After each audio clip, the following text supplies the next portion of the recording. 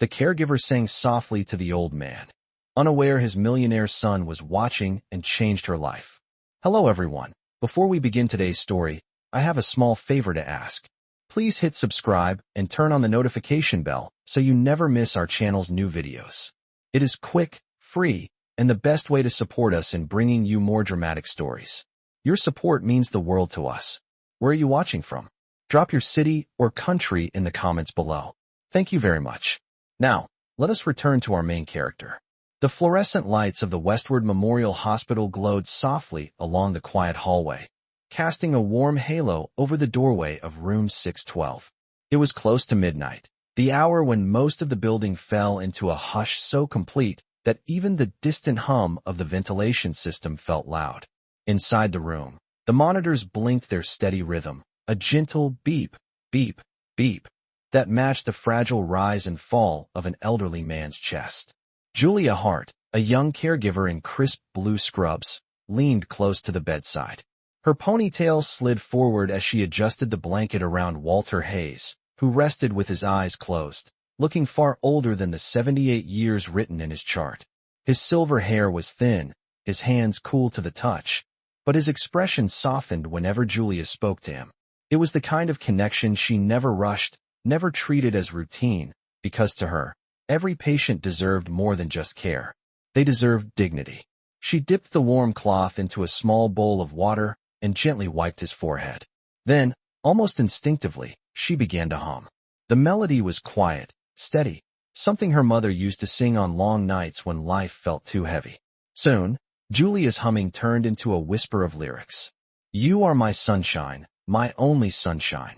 Her voice was soft enough to blend with the monitors, but warm enough to reach the heart of anyone who heard it. Walter's breathing eased, the rigid tension in his jaw loosening just a little. Julia brushed a thumb over the back of his hand and continued the lullaby, each word drifting through the dimly lit room like a balm. What Julia did not know was that she was not alone. A faint shadow stretched across the doorway before a tall man stepped inside and froze. His tailored charcoal suit looked out of place among the medical equipment, but his expression was not that of a businessman. It was something stunned, vulnerable, almost shaken. Mark Hayes, Walter's son and the CEO of Hayes Tech, stood there as if he had stumbled into a secret he was never meant to witness. He had returned from a 3-day business trip expecting to find his father unchanged, sleeping through another night. Instead, he found a young caregiver singing to Walter with a tenderness that hit him harder than he expected. Julia did not see him. Her focus remained on Walter, whispering gently as she smoothed the blanket over his chest. You make me happy when skies are gray. Mark's throat tightened. He had hired the best specialists, the most advanced machines, the finest private room the hospital could provide. Yet none of those things had ever made Walter look as peaceful as he did at that moment, with Julia's hand wrapped around his. Her kindness was not for show. She was not performing because she thought someone was watching. She was simply giving care the way it should be given, honestly, wholeheartedly. Mark took a slow breath, unable to step forward, unable to step away. For years, he had believed that money could solve anything. Tonight, watching Julia, he was struck by a truth he had forgotten long ago. Some things cannot be bought. They have to be felt. And in that quiet, golden-lit hospital room, as Julia sang and Walter's breathing steadied, Mark Hayes realized that his life was about to change in a way he never saw coming. The fluorescent glow of the ICU hallway had begun to fade into the early hours of morning by the time Julia stepped outside room 612. She carried her small chart tablet pressed to her chest, her shoulders aching from the long overnight shift. The hospital was still quiet, but the air felt different now, heavier somehow, as if the moment she had shared with Walter had changed the atmosphere around her without her realizing it. Julia walked toward the caregiver station to update Walter's chart. She entered his vitals, noted his brief period of calm, and recorded the lullaby interaction the same way she always did. She knew most caregivers did not bother writing those details, but she believed human connection mattered just as much as medical care, especially for patients who felt forgotten by the world. As she typed, her mind drifted somewhere else entirely. She thought of her mother, recovering slowly in the small care home across town. She thought of the pile of medical bills on her kitchen counter. She thought of the promise she made at 17, standing beside her mother's hospital bed, determined that no patient under her care would ever feel alone the way her mother once did. It was the reason she worked through weekends, holidays, and nights like this one. For Julia, compassion was not optional. It was her purpose. She closed the chart and reached for her jacket, ready to head home before her next shift at the community clinic. But when she turned, she nearly collided with someone standing behind her. It was Mark Hayes. He wore a navy coat now, his expression softer than it had been an hour earlier. His eyes, however, still held the quiet astonishment of a man replaying something he could not forget. "Julia, right?" he asked. She straightened unconsciously. "Yes. Good morning, Mr. Hayes. I did not hear you walking up." "Sorry," he said, almost awkwardly. "I did not mean to startle you. I just wanted to thank you for what you did for my father tonight." Julia looked down, suddenly unsure what to do with her hands. "It was nothing out of the ordinary. I just sang to him so he would relax." "It was not nothing," Mark replied. "I have not seen him look that peaceful in months." His voice cracked on the last word. Julia noticed it, but chose not to comment. Instead, she offered a gentle smile. "Your father is a very strong man," she said, "and I think he has been fighting for a long time. Sometimes the smallest comfort can help more than people expect." Mark studied her for a moment, not in a way that made her uncomfortable, but with a curiosity that felt genuine. He was trying to understand her, trying to understand why a caregiver would give so much of herself without expecting anything in return. "You care about him," Mark said quietly. "I care about all my patients," Julia replied. "But your father?" "Yes, he reminds me of someone important to me." There was a silence between them. Not tense, just full. Mark cleared his throat. "If you do not mind me asking, how long have you been taking care of him?" "About 5 weeks," she said. "I started when his condition worsened. He has had good days and difficult days, but he always responds to music, especially older songs." "I did not know that," Mark murmured. His eyes lowered. "I guess there is a lot I did not know." Julia felt the weight behind his words, but she remained gentle. "Families have their own struggles. You are here now. That matters." Mark lifted his gaze, surprised by her kindness. Most people in his world were quick to judge, quick to assume. Julia did neither. Before he could speak again, an alert sounded from room 612. Julia instantly turned toward the doorway. "That is his monitor," she said. "I need to check on him." She hurried back inside with Mark close behind. Walter's monitor displayed a change in heart rhythm, not dangerous, but unusual. Julia placed a hand on his shoulder. "Walter? Can you hear me?" she whispered. His eyelids trembled, just barely. Mark's breath caught. Julia leaned closer. "It is Julia. You are safe. I am right here." Walter's fingers twitched against the blanket. Just a small movement, but unmistakably purposeful. Mark stepped forward. "Julia, is that real? Is he actually responding?" Julia nodded slowly, her eyes widening with cautious hope. "Yes, this is not a reflex. He is trying to wake up. He heard something. Or someone." Walter's hand lifted again, this time brushing Julia's wrist. Mark watched, stunned, as if witnessing a miracle he had stopped believing in. Julia kept her voice steady, calm, warm. "Walter, if you can hear me, squeeze my hand." And in the faintest motion, almost imperceptible, Walter Hayes obeyed. Mark exhaled shakily, his voice breaking. "Oh my God, Dad." Julia looked over her shoulder, meeting Mark's overwhelmed gaze. For the first time, she understood the depth of the sun behind the CEO exterior. She saw a man carrying years of fear, guilt, and love. This was the beginning of something neither of them expected. And it was only the start. The faint squeeze of Walter's hand lingered in Julia's palm long after the monitor settled back into its gentle rhythm. It felt like something fragile and miraculous, the kind of moment caregivers treasured but rarely spoke about. By the time the cardiology team arrived, Walter had slipped back into his quiet state, his eyelids still, his breathing steady. The doctors examined the chart, checked his vitals, and noted the unusual responsiveness, but they remained cautious. They always did. After the room cleared and the hospital returned to its early morning stillness, Julia finally stepped into the hallway. She needed a moment to breathe. The adrenaline from the last few minutes made her hands tremble slightly. She pressed her back against the wall, trying to calm her racing pulse. She had witnessed recovery steps before, but this felt different, heavier, as if something inside Walter was fighting its way back with purpose. A soft voice broke the quiet. "Are you all right?" Julia looked up. Mark stood a few feet away, his expression filled with concern, not the polished confidence of a CEO, but the worry of a son who was holding on to hope for the first time in a long while. "I am all right," she said. "It has just been a long night." Moments like that can be emotional. "It was more than emotional," Mark replied. "I saw it. He moved because of you."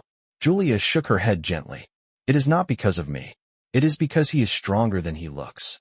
Mark let out a slow breath. "I want to believe that. I really do." He paused, then continued in a quieter tone. "I know we just met, but thank you. You have been the one person who has stayed with him every step of the way. I did not realize how much he still had left inside him." Julia softened. There was something vulnerable in Mark's voice, something sincere that did not match the powerful image people associated with the Hayes family name. "You should go home and rest," Julia said. "You have had a long night too." "I will," Mark said, but he did not move. Instead, he glanced through the glass panel of his father's room. "Does he always respond like that to you?" "Not always," Julia replied honestly. "But he listens. Even if he cannot answer, he listens. Music helps him relax. It reminds him of his wife. He told me that on one of his good days." Mark blinked. "He talked to you?" Julia nodded. "Only a little. He mentioned memories. Small ones. Gentle ones." A hint of sadness flickered across Mark's face. "He does not talk to me. He has not talked to me in years." Julia stepped closer, her voice steady and warm. Sometimes patients feel more comfortable letting pieces out with people who are not tied to their past. It does not mean he does not care about you. Mark looked at her with a quiet, almost tired gratitude. "Thank you for saying that." Before Julia could respond, her phone buzzed with a reminder. Her next shift at the community clinic would start soon. She needed to catch a bus, and she needed to move quickly if she wanted even an hour of rest. "I have to go," she told him, "but I will be back tonight." Mark nodded. "I will stay with him a little longer." Julia turned to leave, but before she could take more than a few steps, Mark called after her. "Julia?" She looked back. If anything changes with my father, will you let me know? Even if it is something small." Julia offered a soft smile. "Of course. I always do." She walked away, heading down the quiet hallway. Her steps were heavy, her exhaustion evident, but her heart carried a spark of hope she could not quite explain. When Julia reached the hospital's side exit, a cold gust of early morning air swept across her face. She pulled her jacket tighter. Her bus would not arrive for another 10 minutes. She lowered herself onto the metal bench and let the silence settle around her. But her thoughts did not settle.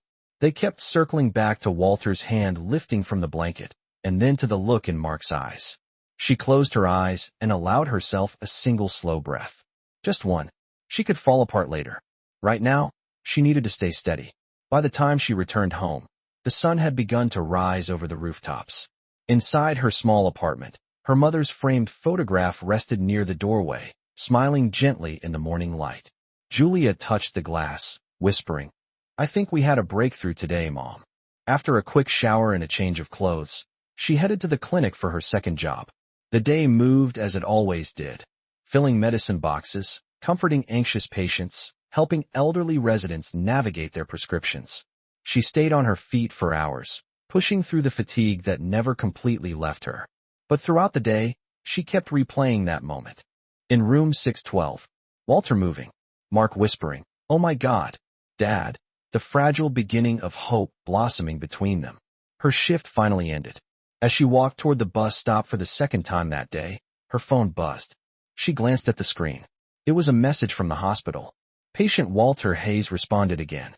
"Please return when available." Julia stopped in the middle of the sidewalk, her breath catching. Something inside her told her this was only the beginning. And she was right. Julia arrived back at Westward Memorial Hospital just after sunset, the sky still streaked with a faint orange glow as she hurried through the automatic doors. Her second shift had ended only an hour earlier, but the message about Walter responding again had pushed every hint of exhaustion aside. She made her way down the familiar hallway, the soft rhythm of monitors echoing from every room, until she reached the door of room 612. Through the glass panel, she saw Mark sitting beside his father.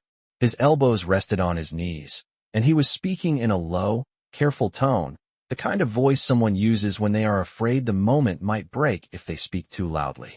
Julia stepped inside quietly. Mark turned immediately. His eyes looked different tonight. Not tired, not defeated, but hopeful. He moved again, he said softly. Just a little, but it was real.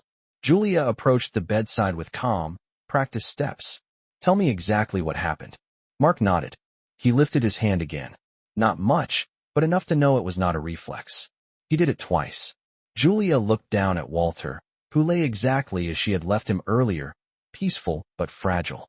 She gently checked his vitals, his skin tone, his breathing pattern. Everything was stable. His brain activity is improving, she said. He is finding his way back. Mark exhaled slowly, the weight of months easing from his shoulders. I did not think I would ever hear someone say that. Julia offered him a warm, steady smile. You did not imagine it. These moments matter. The room fell into gentle quiet as she worked. She adjusted Walter's blanket, checked his foreline, and set fresh water on the bedside table. Her movements were smooth and familiar, as if she could care for him even with her eyes closed. Mark watched her with a silent respect. He did not bother hiding. After a moment, he spoke again. Can I ask you something? He said. Julia paused at the foot of the bed. Of course. What made you become a caregiver? Most people choose easier paths. Better pay. Fewer hours. Julia folded her hands gently in front of her.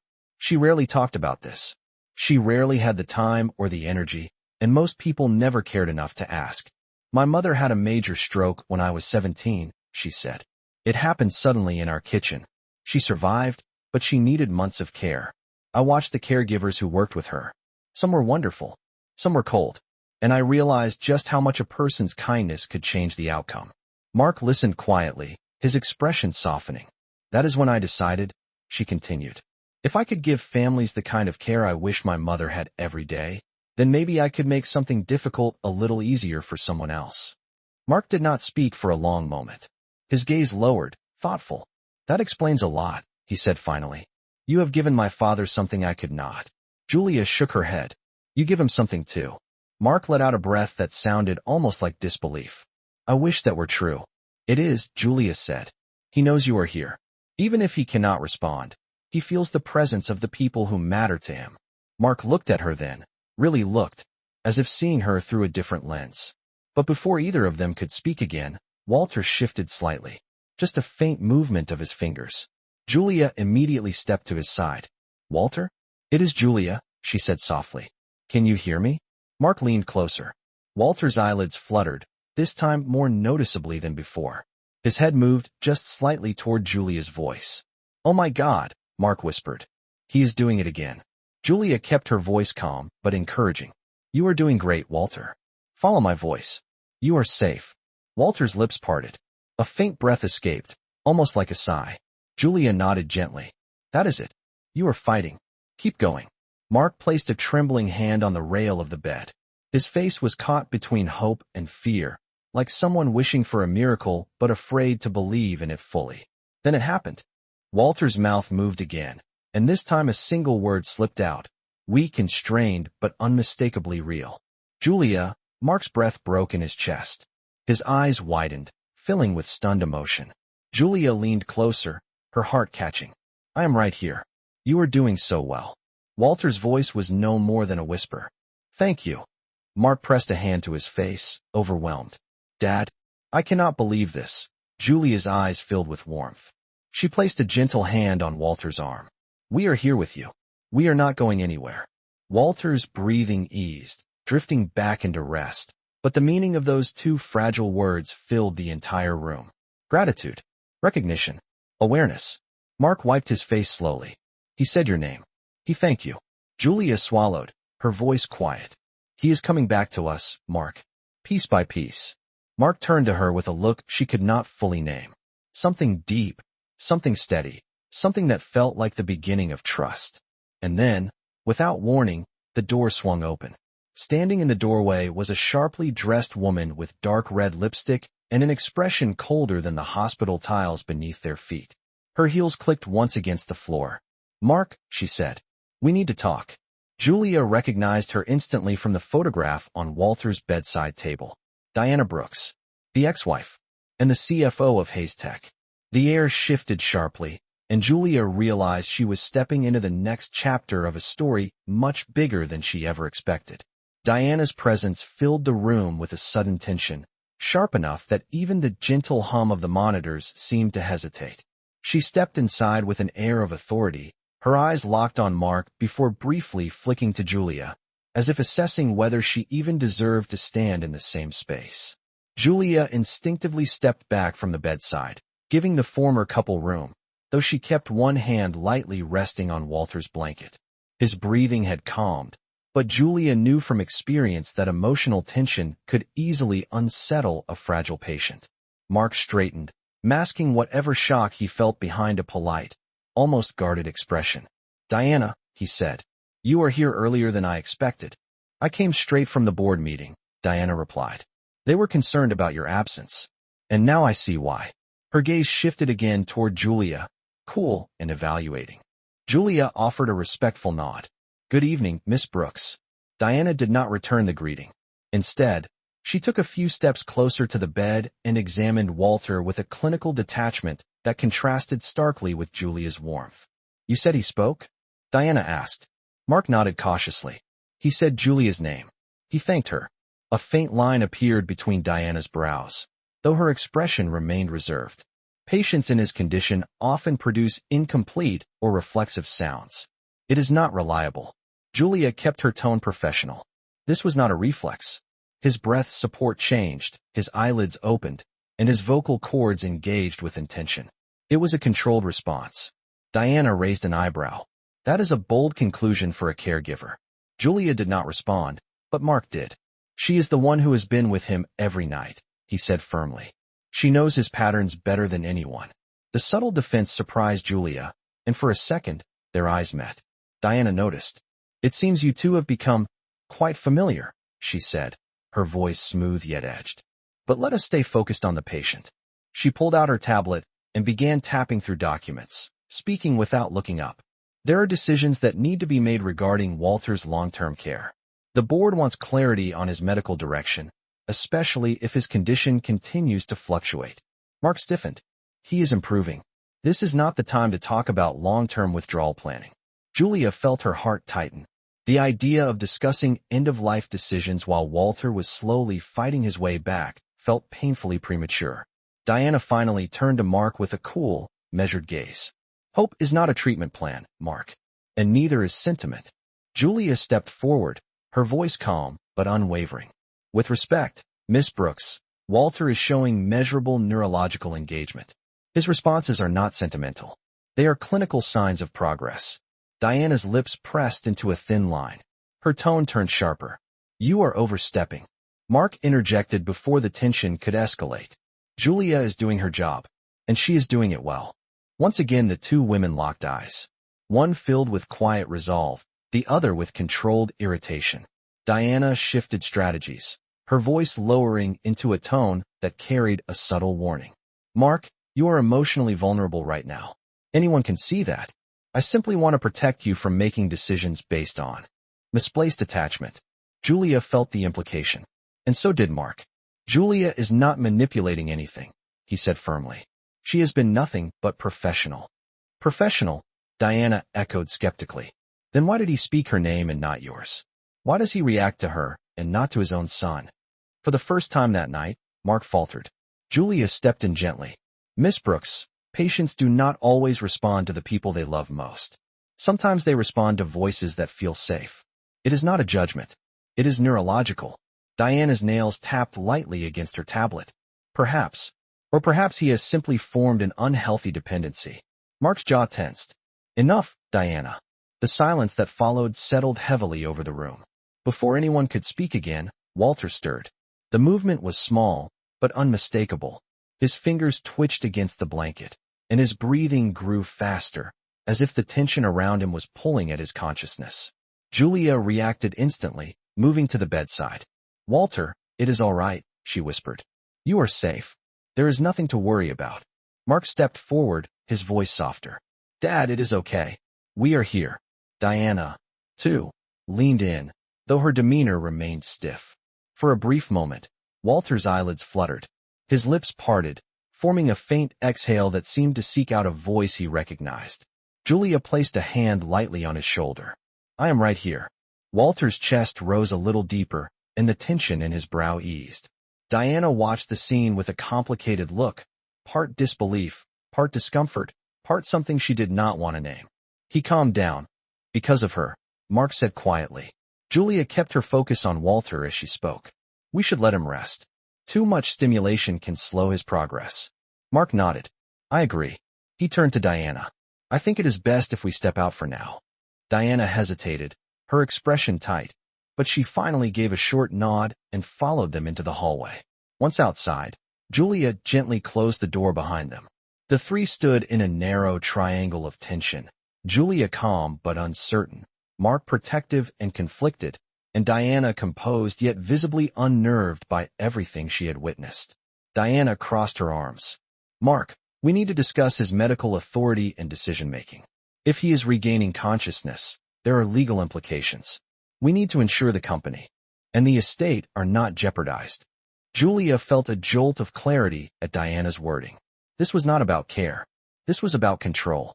And for the first time since stepping into room 612, Julia realized that Walter's healing was about to collide with a far more dangerous force than illness. It was about to collide with family politics.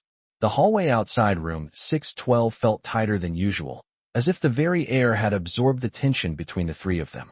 Diana stood with her arms crossed, her posture rigid and unyielding. Mark tried to keep his composure, but Julia could see the strain tightening in his shoulders. She felt it too, a pressure building under her ribs, but she kept her tone steady and professional. I need to return to check on his vitals in a few minutes, Julia said. For now, he needs quiet. Diana gave a short, clipped exhale. Quiet is fine, but we need clarity, and we need it now. Mark rubbed a hand over his jaw, clearly exhausted by the emotional storm of the evening. Diana, you have had a long day. I think we should revisit this tomorrow. No, Diana replied sharply. If Walter is waking up, then certain documents cannot be delayed any longer. The estate planning, the company shares, the succession paperwork, everything depends on his mental capacity. And if it is changing, we need to act quickly. Julia felt the subtle chill in her words. It was not subtle at all, not to someone who had spent years watching body language and unspoken intentions in hospital rooms. This was not concern for Walter's well-being. This was fear of losing control. Mark's voice deepened. This is not the time to talk about paperwork. Diana stepped closer. It is exactly the time. If he regains the ability to sign or revise documents, there could be major implications, especially if he is being influenced by someone he barely knows. Her eyes slid toward Julia like a blade. Julia inhaled calmly. Miss Brooks, I have no interest in your family's finances or legal affairs. I am here to provide medical support, nothing more. Let us hope that remains true, Diana said. Mark's frustration broke through. Diana, stop. You are crossing a line. Am I? Diana challenged. We barely know anything about this woman. She suddenly becomes the one person Walter responds to, and you expect me not to question that. He has not said your name in 2 years. But hers? Twice in one night. Julia's voice remained composed. Patients in his condition sometimes attach themselves to the voice that gives them a sense of safety. It is not personal. It is neurological. Diana's expression hardened. Or it is manipulation. Mark took a step forward. Enough.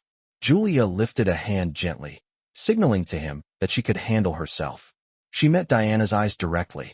I care for all my patients the same way, Julia said. With respect, patience, and dignity. If Walter responds to that, it is because he feels cared for, not controlled. Diana looked at her for a long moment. Her eyes sharpened, calculating. We will see, she said quietly. A nurse pushing a supply cart passed by, giving them a quick glance before disappearing into another room.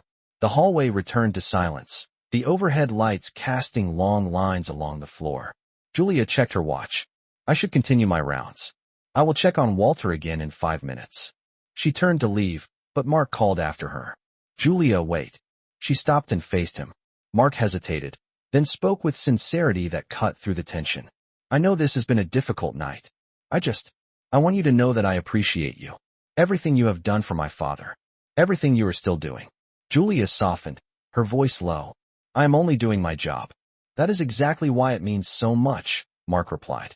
Diana watched their exchange with an expression that was almost unreadable, though a hint of something sharp flashed across her face. Julia gave Mark a small nod before continuing down the hallway. When she returned to Walter's room, she stepped inside quietly. The monitors glowed softly, and Walter lay still under the warm light. She approached him gently, checking the 4-line, readjusting his pillows, ensuring his breathing stayed steady and even. Her hands moved with the practiced grace of someone who had done this 1,000 times, yet never treated it as routine. "You had a big night," she whispered. "You are fighting harder than anyone expected." Walter's fingers moved faintly, as if responding to her voice. Julia felt her chest tighten with emotion. "You are not alone. We are right here with you." She recorded his vitals and stepped back toward the foot of the bed. Through the window, she saw Mark and Diana in the hallway, still talking. Their silhouettes moved in sharp, tense motions. Even without hearing their voices, she could sense the argument, the power struggle, the conflict. And for the first time, Julia wondered how deep that struggle really ran. When she finally stepped back into the hallway, she found Mark alone. Diana had already left, her perfume still lingering faintly in the air. "She went home," Mark said. Julia nodded. "That is for the best. Stress does not help Walter." Mark gave a small, tired smile. "You are right. You always seem to be right." Julia shifted slightly, unsure how to respond. "I am just doing what I can." He held her gaze for a moment that lingered longer than it should have. Then he said quietly, "I do not know how to explain it, but my father is different with you. He is calmer, stronger, almost like he trusts you." Julia looked through the glass panel at Walter, who lay peacefully under the gentle glow of the monitors. "I hope so," she said softly, "because he has a long road ahead." Mark exhaled slowly. "And I want you on that road with him. With us." Julia felt a warmth in her chest, unexpected and steady. But before she could answer, she noticed something at the corner of her eye. A man in a dark jacket was standing at the far end of the hallway, watching them. Not a doctor, not a nurse, not a family member. When he realized she had spotted him, he immediately turned and walked away. Julia's pulse quickened. Mark followed her gaze. "What is it?" he asked. Julia's voice was calm, but her heartbeat was not. "I have seen him before," she said quietly. "Outside the clinic. And outside the hospital 2 nights ago." Mark's expression darkened. "Why would someone be following you?" Julia looked once more down the now empty hallway. "I do not know," she said. But deep inside, she feared she had just glimpsed the start of something dangerous, something connected not to Walter's illness, but to the power swirling around him. Julia could not shake the image of the man in the dark jacket, the way he had watched her with an unsettling stillness before disappearing down the hallway. Even as she tried to resume her routine checks, a faint unease clung to her thoughts like a shadow she could not outrun. Mark stood beside her, his expression troubled. "If you have seen him twice before," he said, "that is not a coincidence." "I know," Julia replied softly, "but I did not want to assume anything. People come and go around clinics all the time, but they do not follow you through multiple locations," Mark said. "This is different." Julia checked the monitor again to steady herself. "I just want to focus on your father. That is what matters right now." Mark watched her for a moment, then nodded, understanding her need to stay grounded. "All right, but I want you to be careful. If you notice anything else, you tell me." Immediately, Julia appreciated the concern, but she also knew lives inside hospital walls moved on schedules that did not pause for fear. She still had work to finish, and Walter still needed her. She stayed by his bedside a little longer, speaking to him in a calm tone. "You are doing well, Walter. You just keep resting. You are safe here." His breathing eased again, as if her voice reached into the fog of his consciousness and anchored him. Mark stepped closer, watching the interaction with a quiet awe. "He really does hear you," he said. "When you speak, it is like something inside him recognizes it." Julia smiled gently. Healing happens in layers. Sometimes the mind wakes up before the body. Sometimes it is the heart that leads the way. Mark let out a slow breath. "I want to believe that." Julia glanced at him. "Believe what you saw tonight. Not the fear. The truth." They fell into a calm silence until a soft knock came at the door. A nurse leaned in. "Julia, your supervisor wants to see you when you have a moment." "Of course," Julia said. "I will be right there." She turned to Mark. I will come back after I speak with her. I will wait here, Mark replied. Julia left the room and walked down the hallway. Her supervisor, Mrs. Lambert, stood near the nurse's station with a clipboard tucked under her arm. Julia, Mrs. Lambert said, I heard there was significant responsiveness from Mr. Hayes tonight. Yes, Julia answered. He spoke. Twice. Mrs. Lambert nodded. That is remarkable progress. However, I need to inform you of something. There has been a formal request from family representatives to review his care assignments. Julia blinked. What kind of review? Mrs. Lambert lowered her voice. A request to evaluate whether any caregivers should be rotated or temporarily removed to avoid emotional influence on the patient. Julia froze. Removed? It is only a request, Mrs. Lambert said calmly. Nothing has been decided, but the timing is unusual, especially with his improvement. Julia knew exactly where the request had come from. Diana. Her instinct tightened. I have only ever acted in his best interest. I know, Mrs. Lambert said. Your dedication is clear. But when families with significant influence get involved, the hospital tends to tread carefully. A quiet weight settled in Julia's chest, but she held her posture steady. What do I need to do? For now, continue as normal, Mrs. Lambert said. I will advocate for you. Just document everything carefully. Julia nodded. I always do. As she walked back toward room 612, she felt the hospital lights buzz faintly overhead, a soft reminder of how thin the boundary was between care and conflict. She paused just before reaching the door, collecting her breath.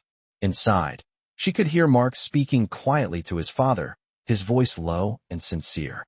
When she stepped into the room, he looked up. How did it go? He asked. There is a review being requested regarding caregiver assignments, Julia said gently. It is routine, but the timing matches what happened earlier. Mark's jaw tightened. Diana. Julia did not confirm it, but she did not have to. I will handle it, Mark said, his voice steady with determination. Julia shook her head softly. Right now, let us focus on your father. He needs consistency. Stress and conflict will not help him. Mark exhaled, grounding himself. You are right. Julia moved toward the bedside, adjusting Walter's blanket again, making sure he stayed warm. As her hand brushed his arm, his fingers twitched faintly, responding to the familiar presence. Mark watched, expression full of quiet conviction. I am not letting anyone take you away from his care. Julia looked at him, her voice gentle but firm. Then let us protect him together. It was the beginning of something neither of them planned. Not romance. Not yet. But a partnership formed in the middle of uncertainty, one that would soon be tested far more than either of them knew. Julia returned to her duties with steady hands, but inside she felt the tension building like a quiet storm. The request for a caregiver review lingered in her mind, and the image of the man in the dark jacket watching her from the end of the hallway remained sharp and unwelcome. Still, she pushed those thoughts aside as she focused on Walter's care. By the time the next morning approached, the hospital had fully awakened. Nurses changed shifts, doctors updated charts, and the hallway lights brightened into daytime mode. Julia prepared a fresh set of supplies for Walter's routine morning care. She stepped into his room, and as always, she greeted him with a warm tone. Good morning, Walter. It is Julia. I am here with you. Walter's eyelids fluttered, just faintly, but it was enough to make her smile. She adjusted his pillow and checked his numbers on the monitor, relieved to see they continued to improve. Mark arrived right on time. She could hear his footsteps before she saw him. When he stepped into the room, he looked tired but grounded, the kind of tired that came from emotional weight rather than lack of sleep. How is he this morning? Mark asked. Stable, Julia said. His breathing is consistent, and his overnight readings show improvement. Mark gave a small nod. That is good. He looks more relaxed. Julia smiled at the sight of him gently brushing a thumb over his father's hand. There was a tenderness in Mark that he did not show easily, but in this room, in the quiet presence of someone he loved, he let the softer pieces of himself appear. But the moment was interrupted when the door opened again. Two hospital administrators entered, carrying clipboards. Julia recognized both. Mr. Thompson from patient management and Miss Carver from compliance. They greeted Mark politely before turning to Julia with professional, neutral expressions. Good morning, Mr. Thompson said. We are conducting follow-up interviews regarding the caregiver review request. Julia's spine straightened. Of course. How may I assist? We would like to speak with you privately, Miss Carver said. It will only take a few minutes. Mark stepped forward. Why is this happening now? My father is showing progress. There is no reason to disrupt her care. Mr. Thompson cleared his throat gently. This is simply protocol when a formal concern is submitted. It does not mean there is wrongdoing. Who submitted the concern? Mark asked. Neither administrator answered. Their silence was the answer. Julia spoke before the tension escalated. It is all right, Mark. I will go with them. Mark turned to her. You should not have to deal with this. I am used to evaluations, Julia said calmly. It is part of hospital work. Just stay with your father. She followed the administrators to a small consultation room. They asked routine questions. Had she ever acted outside of medical guidelines? Had she encouraged emotional dependency? Had she influenced Mark in any way? To all, Julia answered professionally and honestly. She had nothing to hide. After 20 minutes, the administrators thanked her and dismissed her. The investigation itself was stiff but not hostile. Still, she knew exactly why it had been requested. Diana. When Julia returned to Walter's room, Mark immediately stood. What did they say? It was just questions, Julia said. Nothing more. They will review my chart notes and the recordings of my shifts. They will not find anything incorrect. Mark frowned. They had no right to question you like that. They were doing their job, Julia said gently. We all have roles to play. Mark exhaled slowly. I will talk to them. I will make sure this ends. Julia placed a hand lightly on his arm. Please do not escalate it. That will only make the hospital more cautious. Let the process finish on its own. Mark held her gaze for a long moment. I just do not want you blamed for doing the right thing. Julia offered a small, warm smile. No one who knows me would ever believe I did otherwise. Before he could reply, Walter shifted on the bed. His head turned slightly toward Julia's voice, and a faint sigh escaped his lips. Mark's expression softened. He really is coming back. Julia leaned closer to Walter. You are doing amazing, Walter. Just keep resting. You are safe. Walter's breathing steadied again. The room fell into a peaceful silence until the door opened once more. A familiar nurse entered, carrying a new tray for the morning medications. She paused beside Julia and spoke quietly. Julia, I wanted to let you know, some of us filed statements in your favor. We told the administrators that you provide some of the best care in this wing. Julia blinked, touched. Thank you. That means more than you. No. We see how you treat him, the nurse said. And the others.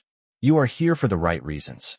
When the nurse left, Mark looked at Julia with something deeper than gratitude. You did not have to defend yourself, he said. Your work speaks for you. Julia lowered her gaze. I hope so. As she adjusted the blanket around Walter, another thought returned. The man in the dark jacket. Watching her. Following her. And now this review request. Something connected those threads, but the picture was not clear yet. When she stepped back, Mark spoke softly. Julia, you are not alone in this. I am with you. Julia felt the sincerity in his words. But she also felt the weight gathering around them, like a storm forming quietly above the horizon. Because kindness was not the only force watching her now, and whatever was coming next was drawing closer. The next 48 hours moved with a strange mixture of hope and unease. Walter continued to respond in small but meaningful ways, and every improvement drew Mark and Julia closer into a quiet rhythm of shared responsibility. But the tension outside the room kept tightening, as if the hallway itself could sense something approaching.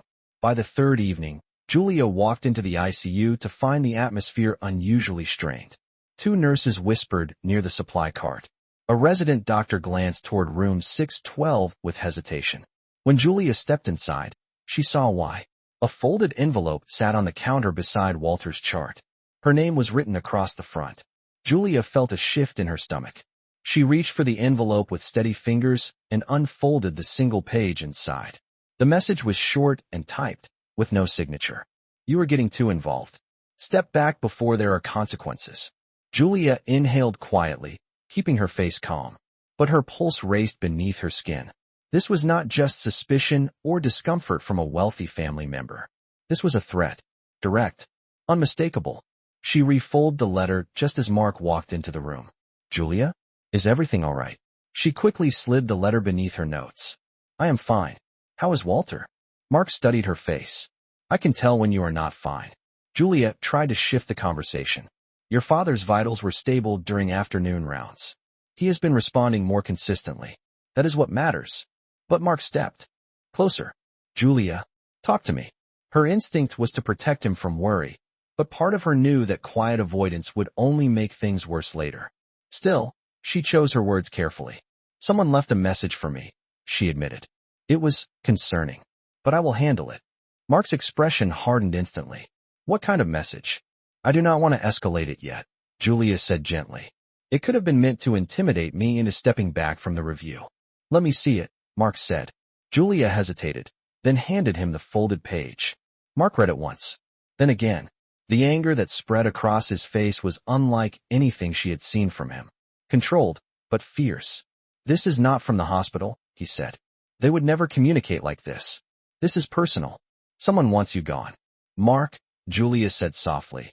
I do not want you to assume the worst. I am not assuming, he replied. I know exactly who would pull something like this.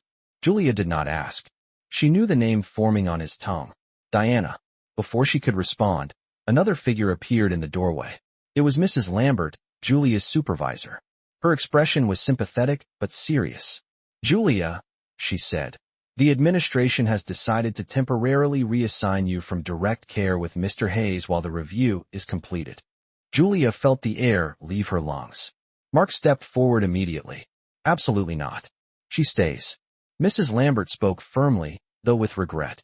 Mark, I know this is difficult, but the request was formal and supported by legal counsel. The decision is effective immediately. Julia kept her voice steady. Mrs. Lambert, how long will the reassignment last? A few days, Mrs. Lambert said. Maybe less. Your documentation was spotless, and several staff members submitted statements on your behalf. But during the review, you cannot provide direct care to Mr. Hayes. Julia nodded slowly, processing the weight of the words. I understand. Mark did not. This is ridiculous. She is the only reason he is improving. You are punishing the one person who is actually helping him. Mrs. Lambert sighed. My hands are tied. I am truly sorry. When she left, the room fell into a heavy silence. Julia stepped to Walter's bedside one last time for the evening. She adjusted his blanket gently, careful not to show the ache pressing against her heart. Keep fighting. Walter, she whispered. I will be back as soon as I can. Walter's fingers twitched faintly, as if reaching for her. Mark watched with a devastated expression. Julia, I am so sorry. This is my fault. I should have stopped this earlier. It is not your fault, Julia said, turning to face him. This is the system, and the people who know how to manipulate it. His jaw clenched. I am not letting them do this. Julia placed a calming hand on his arm. Please, for your sake and Walter's, do not escalate it. I will still be here in the hospital. I will still check on him. I just cannot provide direct care for now. Mark shook his head. He needs you. Yes, Julia said quietly. But sometimes healing is not linear. And sometimes people try to break what they do not understand. Mark looked at her with a deep mixture of frustration and admiration. I hate that you are the one paying the price for doing the right thing. Julia met his gaze, her voice warm but steady. Doing the right thing always costs something. But it is still the right thing. She gathered her belongings and stepped toward the door. Mark followed her into the hallway. Julia, please, be careful. She nodded. You too. As she walked away, Mark stood in the doorway of his father's room, watching her go with a heavy, conflicted heart. And Julia felt the weight of everything pressing down on her. The threat, the reassignment, the shadow of the man in the dark jacket, and the power Diana still held. For the first time since she had met Walter, she felt truly afraid. Not for herself, but for what someone might do next. The next morning, the hospital felt different. The usual quiet rhythm of the ICU had been replaced by an undercurrent of whispers and lingering glances. Julia could feel the shift immediately when she stepped through the staff entrance. Even though she was reassigned from Walter's direct care, she refused to stay away from the hospital. She kept her shifts, kept her professionalism, and kept her focus. But the loss of being able to stand at Walter's bedside tugged at her every hour. As she walked toward the nurse's station, several colleagues greeted her with supportive smiles. Mrs. Lambert approached her with a warm but weary expression. Julia, I have an update, she said. Your review is almost complete. Everything in your documentation has been consistent and thorough. The staff statements in your favor helped a great deal. Julia nodded. Thank you. I appreciate you advocating for me. You earned that support, Mrs. Lambert said softly. Stay patient. This will resolve. Julia hoped she was right. As she sorted supplies for her new assignment, she saw Mark approaching from the far end of the hallway. He looked determined, his steps sharp with purpose. When he reached her, his expression softened, but only slightly. Julia, I need to talk to you. She tried to gently calm the intensity in his eyes. Mark, please remember we are in a professional environment. I know, he said. I have news. And you deserve to know it. Julia set down the supply tray. What is it? Last night, Mark said, I confronted Diana about the review request. Julia's breath caught. Mark, you promised not to escalate. I did not escalate, he said. I asked direct questions. But she denied everything. She claimed she never filed a complaint. Julia frowned. Then who did? Before Mark could answer, another voice joined the conversation. Actually, said a calm, older tone, I believe I can explain. Both turned to see Ruth Simmons, a longtime volunteer and patient advocate who had known Walter for years. She held a folder close to her chest and wore an expression that was equal parts kind and stern. She was respected by the entire hospital staff, and Julia had always admired her integrity. Ruth? Julia asked. Is everything all right? Ruth gave her a gentle smile. More than all right. I have something important to show you. She opened the folder and revealed several complaint forms. Only one of them was signed, and the signature did not belong to Diana. It belonged to a distant cousin of the Hayes family, someone Julia had never met, someone who had been mentioned only briefly in Mark's stories, someone whose involvement had always seemed minimal. Leonard Hayes, Mark said, his voice tightening. Of course, he would do something like this. Julia looked to Ruth for clarity. Why would he file a complaint about me? Because Leonard has been trying to influence Walter's estate for years, Ruth said. He has been waiting for the moment Walter becomes too weak to object. Your care and Walter's progress threaten that plan. Mark's expression darkened with realization. Leonard knows that if my father wakes up fully, he will reject whatever manipulation Leonard has in place. Ruth nodded. Exactly. And you, Julia, became a problem because Walter responds to you. That means he is getting stronger.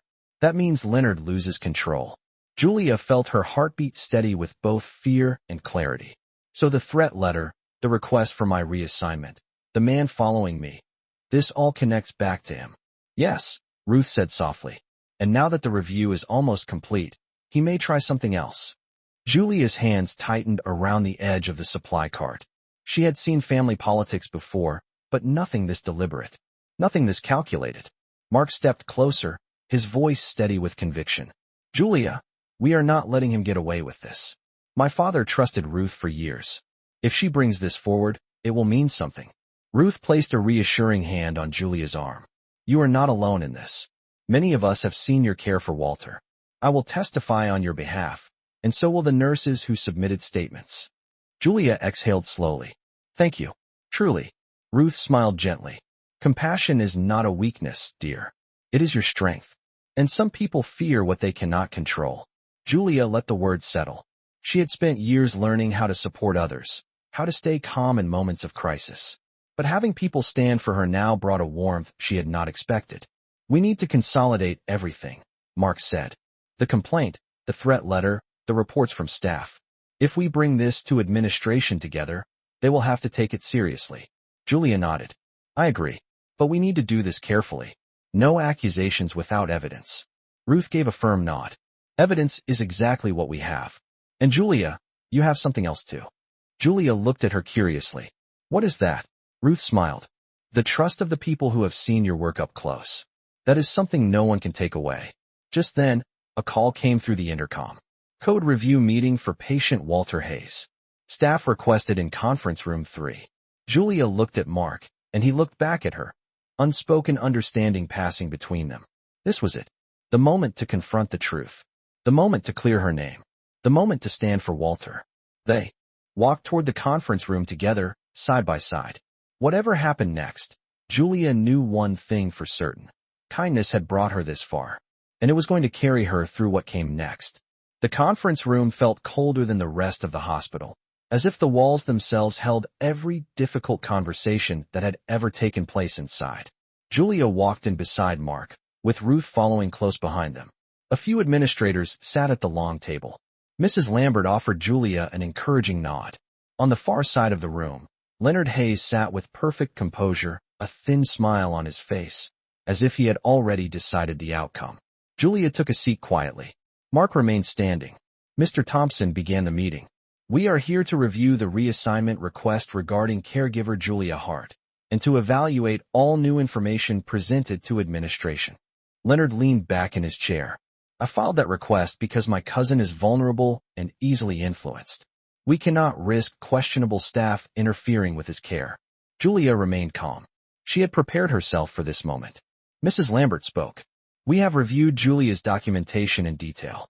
Her notes are thorough, consistent, and medically appropriate. There is no evidence of misconduct. Leonard lifted a brow. Documentation can be crafted a certain way. Ruth stepped forward before anyone else could respond.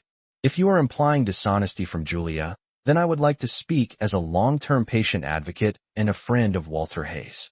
I have watched Julia care for him with a level of compassion rarely seen in any facility. Leonard's smile faltered. Ruth continued. Walter responds to her because she treats him with dignity. That is not manipulation.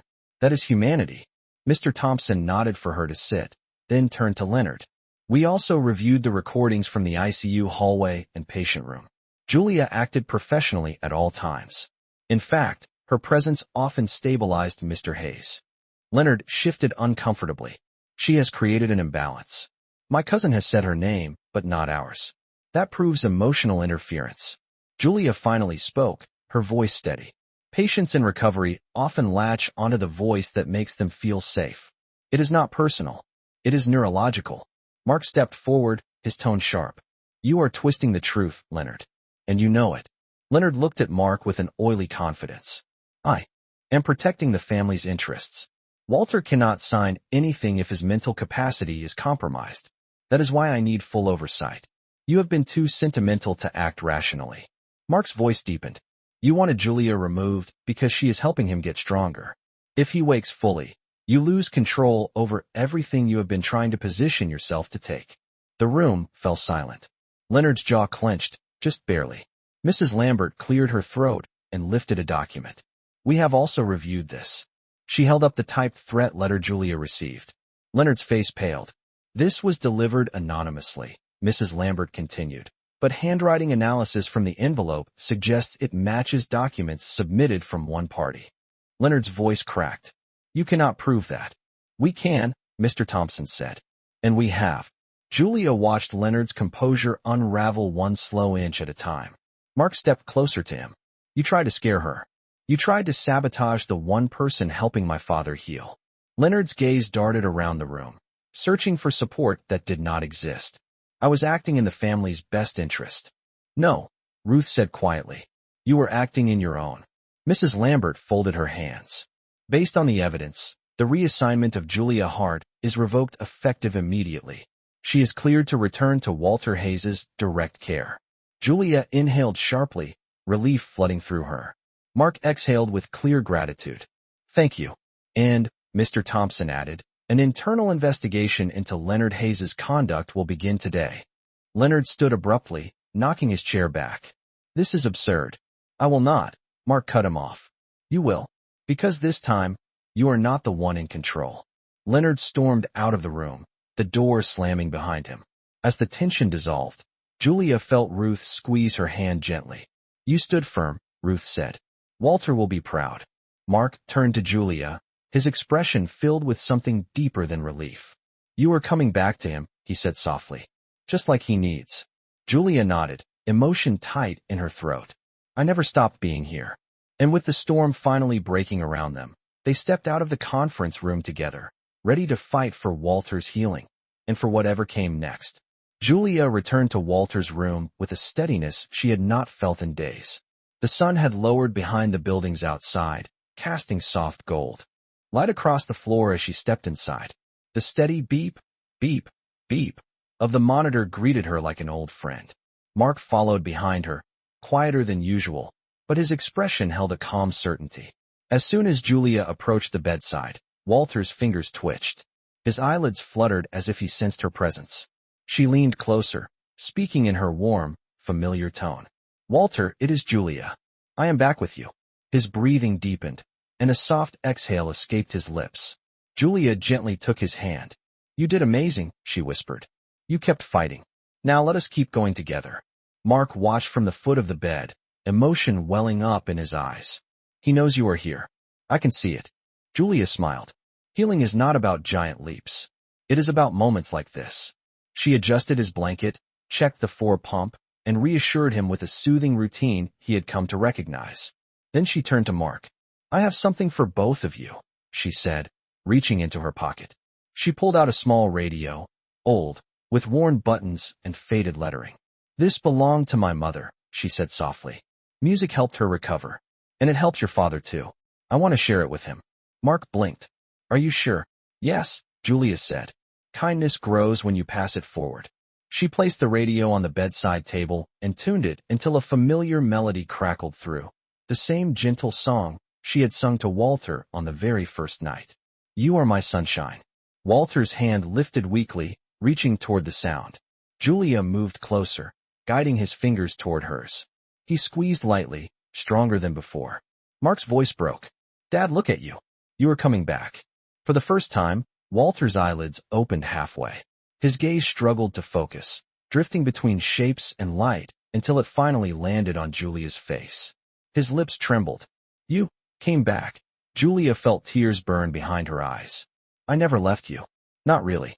Walter looked toward Mark next, and though his voice was faint, the words were clear. "Son, proud of you." Mark covered his mouth, overwhelmed. "Dad, I am here. I am right here." Julia stepped back slightly, giving them space while still keeping her hand in Walter's for support. It was a delicate balance, caregiver and witness, presence and respect. Walter's gaze softened as the music played on, filling the room with a warm, steady comfort. After a few moments, he drifted back into restful sleep, but this time it was not the fragile sleep of uncertainty. It was the peaceful rest of someone slowly finding his way home. When Julia turned toward Mark, he looked at her with a gratitude that went far beyond words. "You have given my father more than care," he said quietly. "You have given him hope. And you have given me something too." Julia tilted her head gently. "What is that?" "Faith," Mark answered. "Faith that kindness still changes things." The radio played softly in the background, and the two of them stood beside Walter, united in a moment that felt like a bridge, one built from compassion, courage, and the promise of something new. This was not the end of the journey. It was the beginning of the return. Morning light filtered gently through the blinds of Walter's room, casting soft stripes of gold across the sheets. Julia stood beside the bed, checking the monitors with calm confidence. The progress Walter had made over the past days felt nothing short of extraordinary. His breathing was strong, his responses consistent, and every moment he spent awake grew just a little longer. Today he opened his eyes fully. Julia leaned in, smiling warmly. "Good morning, Walter. You are looking stronger." Walter blinked a few times, taking in the room, the steady glow of the monitor, and then Julia herself. His voice was faint, but no longer fragile. "You kept your promise." "I told you I would," Julia replied. Mark entered the room just in time to hear his father's words. He froze for a moment, overwhelmed by the sight of Walter sitting slightly upright, eyes open, fully aware. "Dad," Mark said quietly. Walter looked at his son, and a tired but genuine smile formed. "You stayed with me." "Always," Mark said, moving closer. Julia gave them space, stepping to the side with her hands folded in front of her. Seeing father and son reconnect reminded her of every reason she entered this field.